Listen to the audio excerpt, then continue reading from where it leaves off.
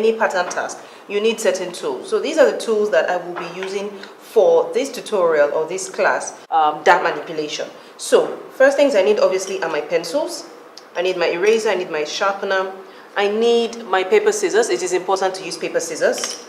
I need my tracing wheel, and when the time comes, I will show you what the tracing wheel is used for. It's simply used to transfer one set of lines from one piece of paper onto another piece of paper, right?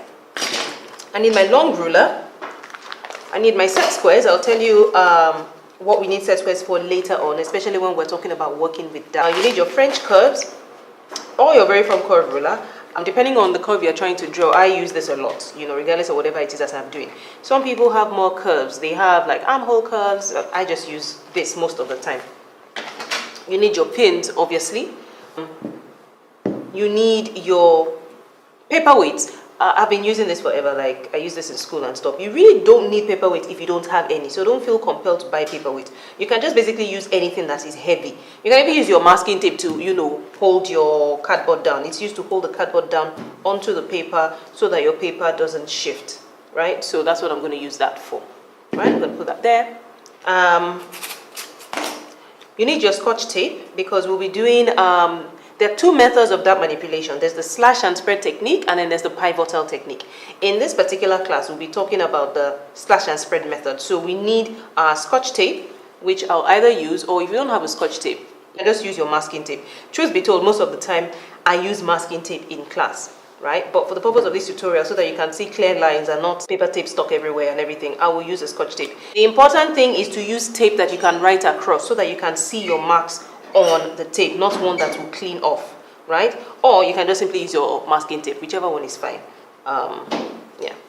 Okay, and of course the most important thing we need in this class is our block patterns, right? So before I even go into the details of, you know, talking about block patterns and everything, the assumption is by watching this video, you already have created your basic bodice block or your basic dress block. You can see that I have 3 different blocks depending on what it is that I want to do. I have my top.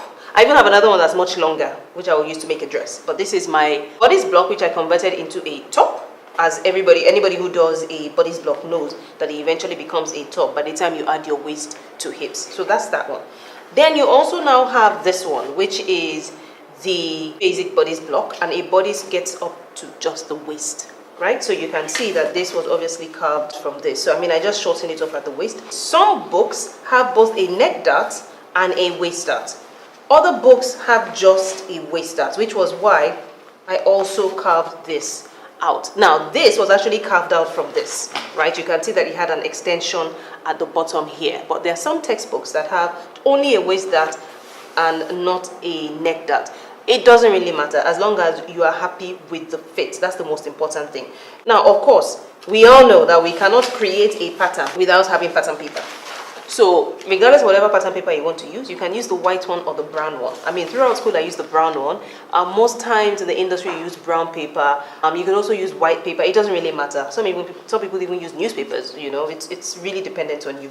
And you also now need either a straw board or your tracing mat. So yeah, you need that. You need to be able to trace since you cannot trace on a hard surface.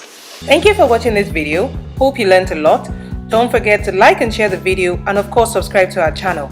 Leave your comments below or reach out to us through any of these means if you have questions. Do visit www.martwayne.com for details of our upcoming courses. I'll see you in the next video.